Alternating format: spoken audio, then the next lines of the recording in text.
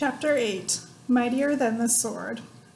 2 days later, the photographer came to take class pictures. The 5th grade picture would be taken last, right after lunch.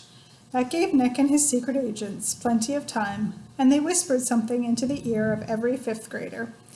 All the individual pictures had been taken, and finally it was time for the group picture. Everyone was lined up on the auditorium stage. Everyone's hair looked great, and everyone was smiling. But when the photographer said, "Say cheese," no one did. Instead, every kid said, "Frindle," and they held up one for the camera to see. The photographer was out of film, so that shot was the only 5th grade group picture he took. 6 of the 5th grade teachers were not pleased, and Mrs. Granger was furious. No one had really wanted to make the teachers mad. It was just fun. It also got all the kids in the school talking about the new word. And when people pick up a new word, they say it all the time. The kids at Lincoln Elementary School liked Nick's new word a lot, but not Mrs. Granger. The day after the class picture, she made an announcement to each of her classes, and she posted a notice on the main bulletin board by the office. Anyone who is heard using the word Frindle instead of the word pen will stay after school and write this sentence 100 times. I am writing this punishment with a pen. Mrs. Granger. But that just made everyone want to use Nick's new word even more. Staying after school with the lone Granger became a badge of honor. There were kids in her classroom every day after school. It went on like that for a couple of weeks. One day, near the end of 7th period, Mrs. Granger asked Nick to come talk to her after school. "This is not detention, Nicholas. I just want to talk." Nick was excited.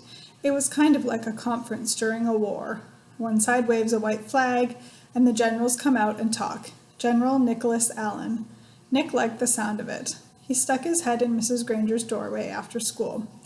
"You wanted to talk with me?" "Yes, Nicholas. Please come in and sit down." When he was settled, she looked at him and said, "Don't you think this Frindle business has gone far enough?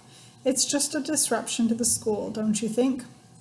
Nick swallowed hard, but he said, "I don't think there's anything wrong with it. It's just fun, and it really is a real word. It's not a bad word, just different. And besides, it's how words really change, isn't it? That's what you said." Mrs. Granger sighed. "It is how a word could be made up brand new, I suppose, but the word pen, should it really be replaced by that other word? The word pen has a long, rich history. It comes from the Latin word for feather, pinna.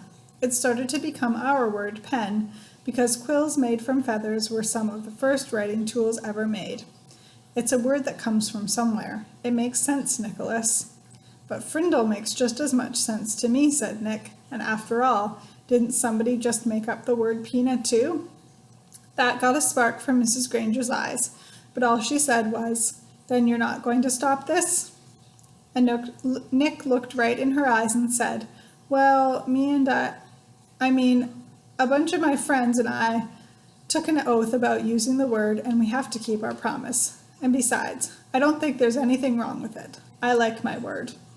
Nick tried to look brave, like a good general should. "Very well then.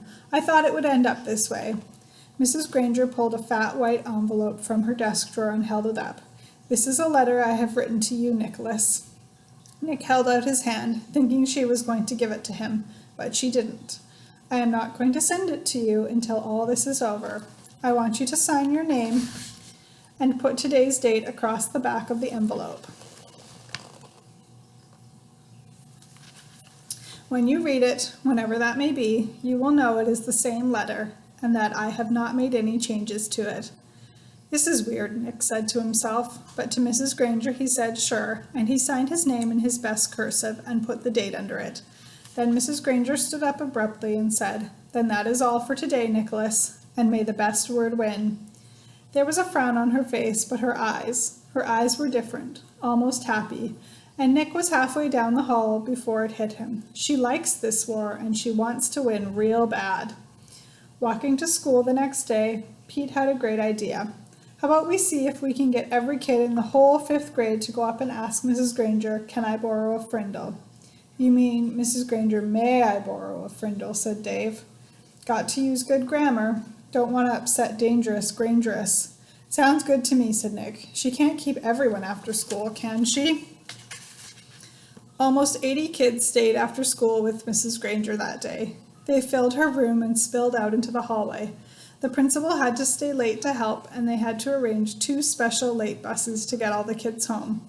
And the next day, all the 5th graders did it again, and so did a lot of other students, over 200 kids. Parents called to complain. The school bus drivers threatened to go on strike, and then the school board and the superintendent got involved. And about this time, the principal of Lincoln Elementary paid a little visit to the home of Mr. and Mrs. Allen. She wanted to talk to them about their son, the one in 5th grade, the one named Nick.